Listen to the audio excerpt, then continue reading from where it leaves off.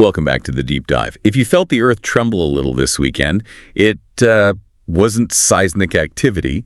It was Super Sunday across global football. We had cup shocks, we had trophy finals, goal explosions, just chaos across 4 major competitions. We've waded through all the match reports, and we're here to guide you through what really matters. Exactly. Our mission today is to cut through all that noise. We're looking at reports from the FA Cup, the Spanish Super Cup final, the Bundesliga, and Serie A, and we're going past just the results. We want to find those pivotal moments, the big debuts, the managers on the brink, and the score lines that really change the conversation. Okay, so let's start where the chaos usually reigns supreme, the FA Cup in England. This weekend had some major drama, particularly for Manchester United, who are out, and Arsenal, who, well, they almost followed them. Right. The biggest headline has to be Manchester United's 2-1 exit to Brighton.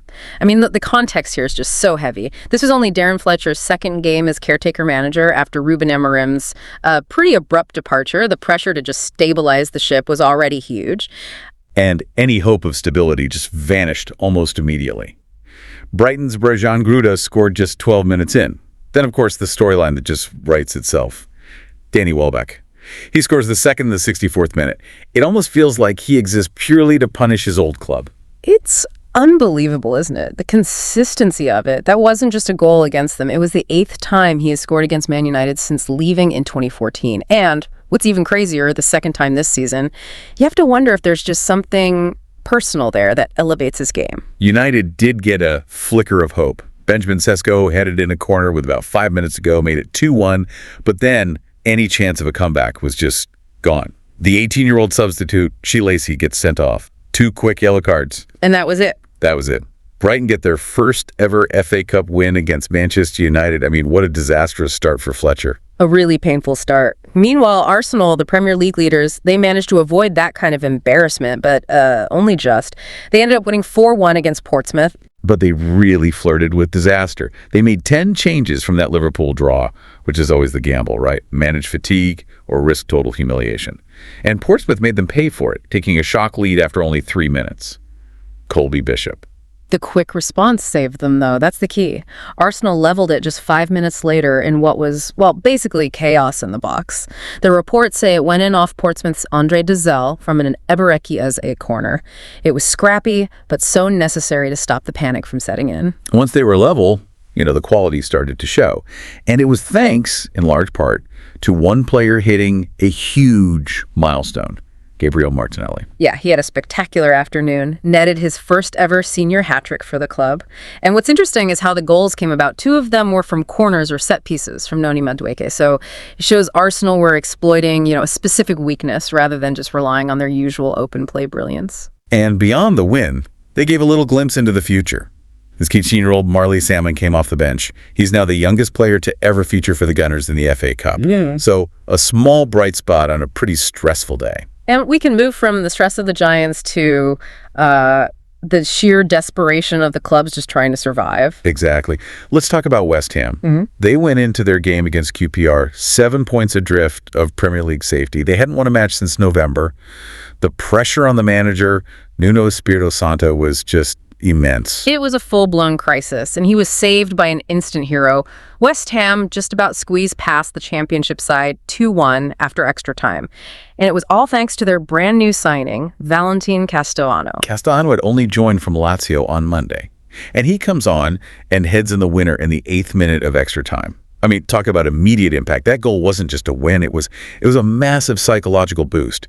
It buys Nuno breathing room. You can't overstate that relief. And that whole narrative of, breaking droughts and relieving pressure, that continued with Leeds United's 3-1 comeback against Derby. Oh, their manager, Daniel Farke, must have been having heart palpitations. They created this perfect storm of disaster. First, Joel Puyo misses a penalty.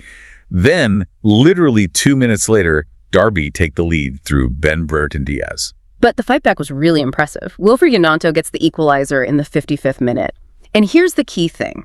That was his first goal in 14 appearances this season. You can just imagine the weight lifting off his shoulders. After that, Ayo Tanaka and James Justin sealed it. Okay, so that's the unpredictable chaos of the FA Cup. Let's pivot now to the much more focused, high-stakes pressure of a major final. Right. Over to Jeddah for El Clasico, Barcelona versus Real Madrid in the Spanish Super Cup final. Barca just edged it 3-2. That's their 16th time winning this competition. Yeah, and this was the 4th consecutive Clasico in the Super Cup. The first half was just manic. Yeah. Pure frenzy. Rafinha opens the scoring. But it was the injury time at the end of the half that just went completely off the rails. Oh, it's breathless. 3 goals in first half stoppage time. First, 𝗙𝗏𝗃 Jr. equalizes for Real. And that's another huge drought broken. His first goal in 17 games, going all the way back to October 2025. But they weren't level for long. Robert Lewandowski immediately puts Barca back in front, clips it in off the post. Yeah. Only for Gonzalo Garcia to hook in another equalizer just 3 minutes later. Yeah. You can just picture 𝗙𝗂𝗃𝗃 fuming on the sidelines. Absolutely. But in the end, it was Rafinha's floated shot in the 73rd minute that won it. But the real story here, I think, isn't just the score. It's the manager. It's 𝗙𝗂𝗃𝗃. What a milestone for him. He has now won all 8 finals he has ever been involved in as a manager. 5 with Bayern, and now all 3 of Barca's final wins under him have come against Real Madrid. That consistency in the biggest moments is just, it's staggering. It really is. And that perfect 8-for-8 record, it raises a really interesting question. Is this just pure psychological dominance Flick has over Xabi Alonso's Real Madrid? Or is there a specific systemic weakness in Real's setup that Flick just keeps exploiting in these big games? Whatever it is, the momentum shift is huge. For Barcelona, it's a trophy, it's a 10-game winning streak, and they're 4 points clear in the Liga. They are flying. For Real Madrid, it's instant instability. Their season has been a bit patchy, and a loss in a Clasico final. It just brings all those questions about Alonso's future bubbling back up to the surface. Now let's leave that tension behind and talk about just complete and utter destruction in Germany. Bayern Munich delivered an absolute demolition of Wolfsburg, 8-1. An 8-1 scoreline is just, it's almost absurd. What's the actual takeaway from a result like that? Is there one beyond just, they scored a lot? I think there is. The real insight is Bayern's incredible depth and dominance. They're now 11 points clear of Dortmund. The 8 goals came from everywhere. Luis Diaz, Michael Leese got a couple, Guerrero, Kane, Goretzka, plus 2 own goals. When you can spread the goals around like that, it just shows you aren't dependent on one guy or one system. They can hurt you from anywhere. Wolfsburg did manage to equalize, briefly, at 1-1. But once those floodgates opened, wow. Exactly. It just speaks volumes about the kind of firepower they have at the top of the Bundesliga right now. So let's quickly wrap up the other big leagues, because outside of Germany, things look a lot tighter. Yeah, over in Serie A, the title race is incredibly close. Inter Milan are still on top, but they were pegged back twice in a 2-2 draw with Napoli. They're still 4 points ahead of Napoli, who are sitting in third, but it's a real fight. That 2-2 draw is an interesting one, because Napoli didn't get goals from their usual suspects, did they? No, and that's the surprise. The star of the show was Scott McTominay, who scored both goals for them. He scored in the 26th minute and then again in the 81st to level it. It shows Napoli might be developing a new kind of adaptability, which you absolutely need if you want to challenge for a title. And elsewhere in Italy, Fiorentina and AC Milan drew 1-1. Milan needed a 90th minute equalizer from 𝗙𝗏𝗃𝗃 Nkunku to even get a point. Every single point is being fought for so hard in Serie A right now.